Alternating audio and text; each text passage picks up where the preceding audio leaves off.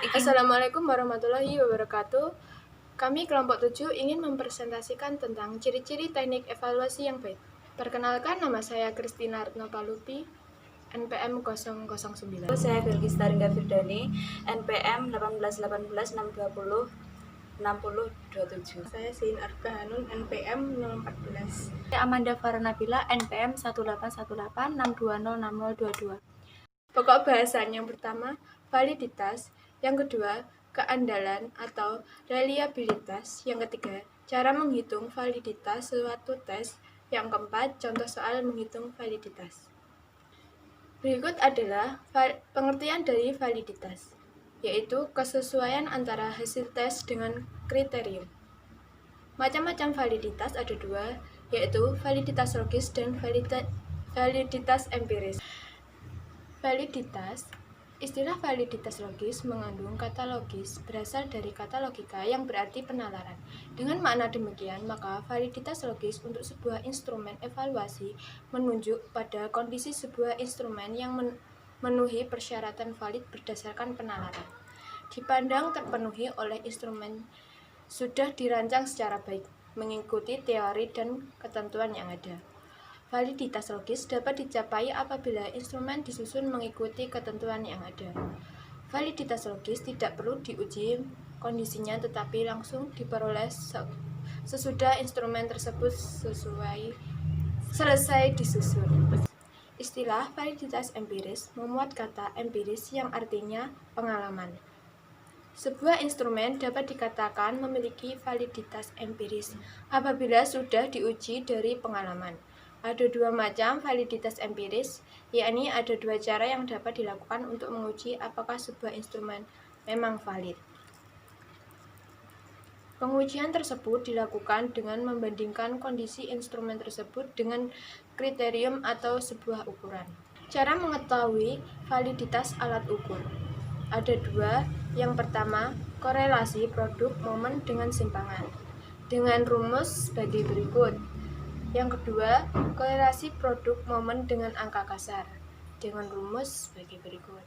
Tes butir soal terdiri dari dua. Yang pertama, menggunakan rumus produk momen item yang akan dihitung validitasnya disebut variabel X dan skor total disebut variabel Y.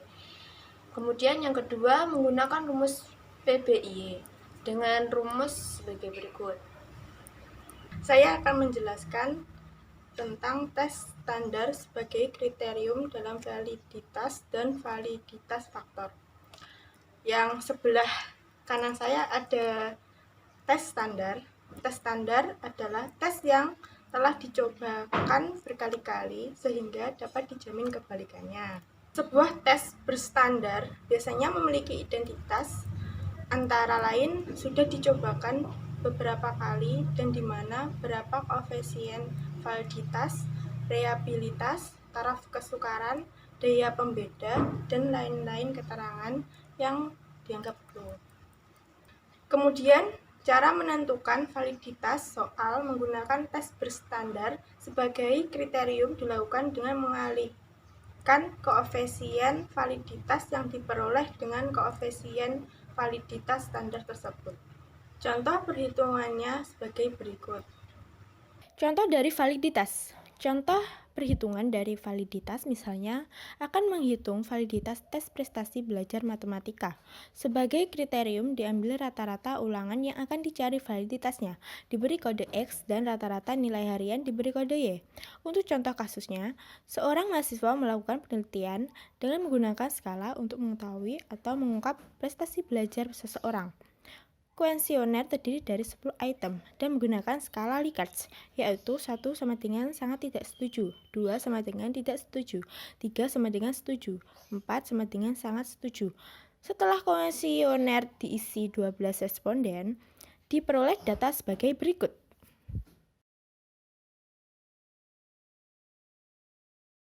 Keandalan atau reliabilitas merupakan suatu tes apabila diteskan kepada objek yang sama.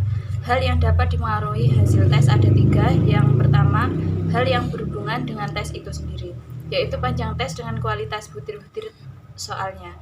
tes yang terdiri dari banyak butir tertentu saja lebih valid dibandingkan dengan tes yang hanya terdiri dari beberapa butir soal.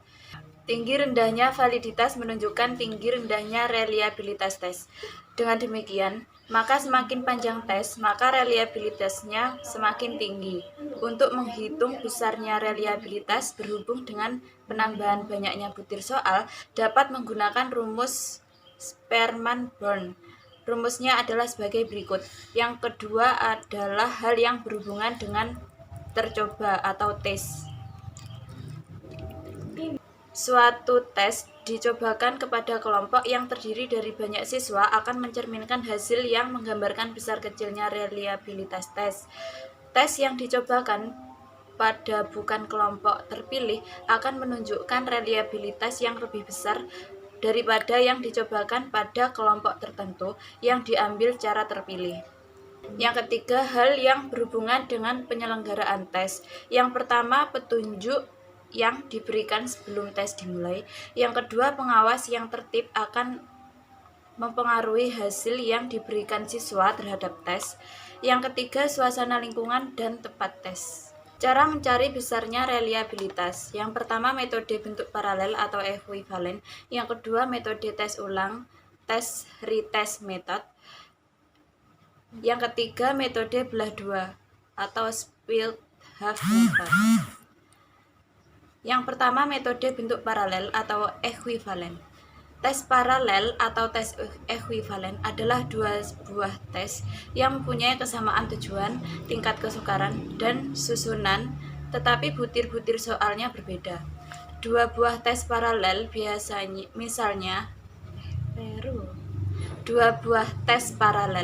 misalnya tes matematika seri A yang akan dicari reliabilitasnya, dan tes seri B diteskan kepada sekelompok siswa yang sama, kemudian hasilnya dikorelasikan. Koefisien korelasi dari kedua tes inilah yang menunjukkan koefisien reliabilitas tes seri A. Jika koefisiennya tinggi, maka tes tersebut sudah reliable. Jika koefisiennya tinggi, maka tes tersebut sudah reliable dan dapat digunakan sebagai alat pengetes yang terkendalikan. Dalam menggunakan metode tes paralel ini, mengetes harus menyiapkan dua buah tes, dan masing-masing dicobakan pada kelompok siswa yang sama. Penggunaan metode ini baik karena siswa dihadapkan pada dua macam tes sehingga tidak ada faktor masih ingat soalnya yang dapat dievaluasi, disebut adanya praktik efek dan carryover effect. Artinya ada faktor yang dibawa oleh pengikut tes karena sudah mengerjakan soal tersebut. Selanjutnya, metode tes ulang. Metode tes ulang adalah sebuah tes yang dicobakan dua kali untuk tes yang banyak mengungkap pengetahuan atau ingatan dari pemahaman. Cara ini kurang mengena karena tercobanya akan masih ingat akan butir-butir soalnya. Jika tenggang waktu terlalu sempit, siswa masih banyak ingat materi. Sebaliknya, kalau tenggang waktu terlalu lama, maka faktor-faktor atau kondisi tes sudah berbeda, dan siswa sendiri barangkali sudah mempelajari sesuatu. Tentu saja faktor-faktor ini akan berpengaruh lebih baik adanya praktik, efek, dan carryover effect.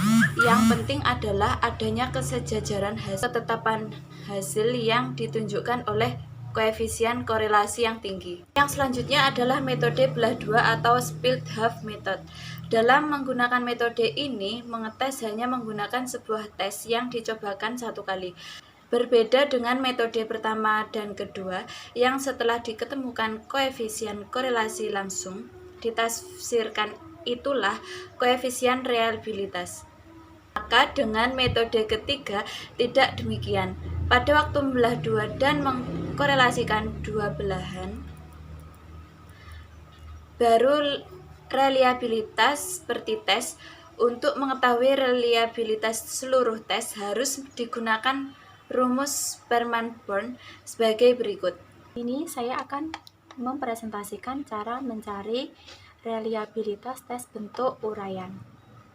Menilai soal bentuk uraian tidak dapat dilakukan dengan menilai hanya benar dan salah, seperti tes bentuk objektif. Yang kita temui rumusnya seperti gambar. Oke, di sini saya akan menunjukkan bagaimana cara menghitung reliabilitas. Di sini saya akan menggunakan Microsoft Excel untuk mempermudah kita dalam menghitung reliabilitasnya. Di sini saya membuat contoh, yaitu kreativitas belajar. Masing-masing itu ada indikatornya. Ada responden dengan beberapa jumlahnya, kemudian memiliki indikator-indikator seperti ini. Setiap indikator memiliki masing-masing 3 key.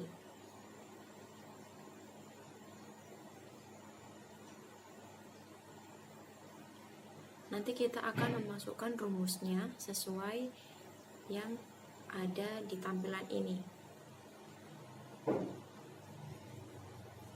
Untuk langkah yang pertama kita harus menghitung jumlah varian sebutirnya. Yang pertama kita masukkan rumusnya adalah sama dengan VAR. Nah, kemudian responden 1 sampai responden ke bawah itu kalian harus seret ke bawah untuk memasukkan rumusnya itu, biar lebih mudah dan sesuai. Kita tidak perlu ribet-ribet lagi untuk menghitungnya satu persatu, jadi cukup geser saja, maka akan ketemu hasilnya.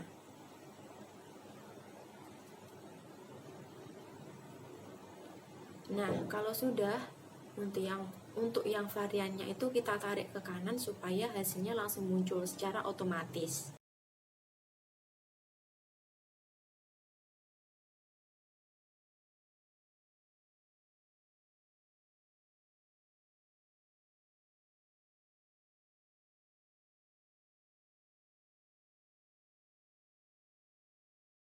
Untuk varian totalnya kita menghitung sama seperti tadi, tapi tempatnya di varian total.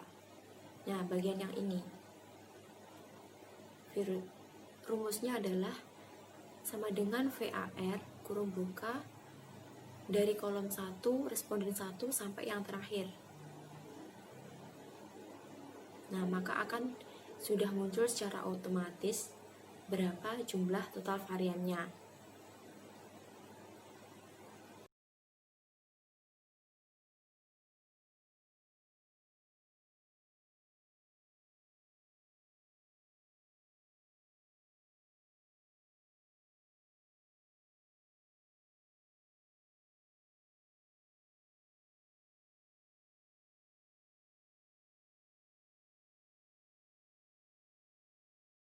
Kalau sudah ketemu, maka kita harus mengambil keputusan yang sudah tertera di tabel bawah.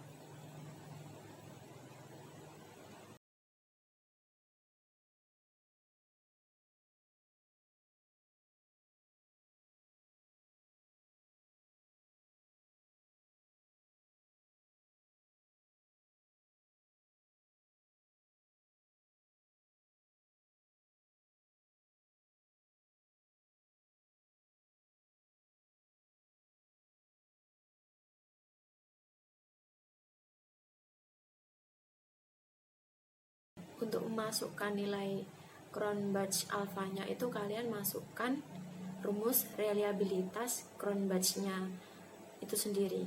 Jadi itu ada rumusnya sendiri. Kalian memakai itu ketika kalian harus menilai Cronbach alpha.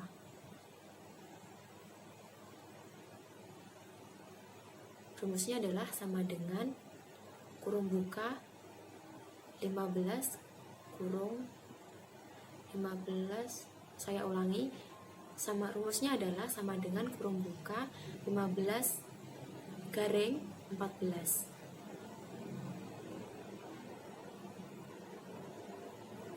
Ada bintang kecilnya di atas, kurung buka lagi,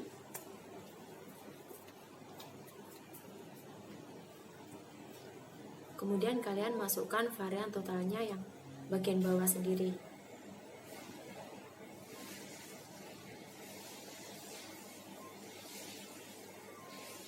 Seperti tampilan ini.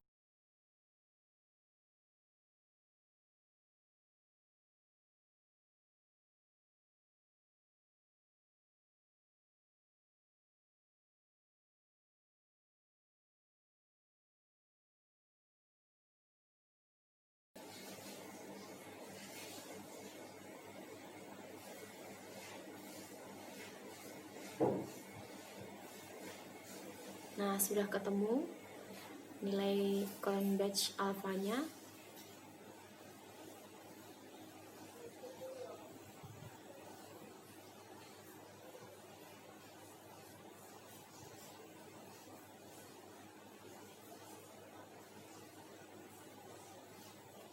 Sekarang kita masuk ke kolom kesimpulan. Dengan memasukkan rumus sama dengan IF kurung buka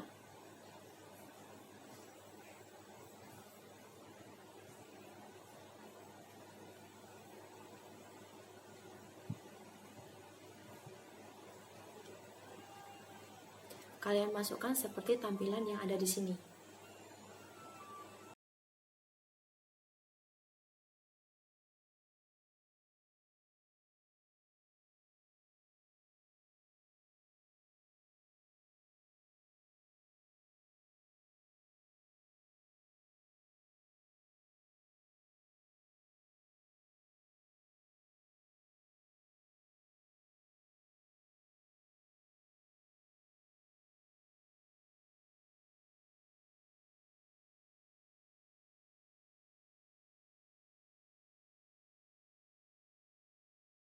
Kalau sudah kalian isikan semuanya, tinggal klik OK dan akhirnya kita bisa menyimpulkan apakah nilai tersebut itu reliable atau bukan. Setelah kita mengetahui bagaimana cara mengujinya tes reliabilitas ini, maka kita akan mengerti bagaimana suatu tes itu bisa reliable atau bukan reliable, atau bahkan masih belum reliable. Sekian video dari kami. Atas kurang dan lebihnya mohon maaf. Terima kasih. Wassalamualaikum warahmatullahi wabarakatuh.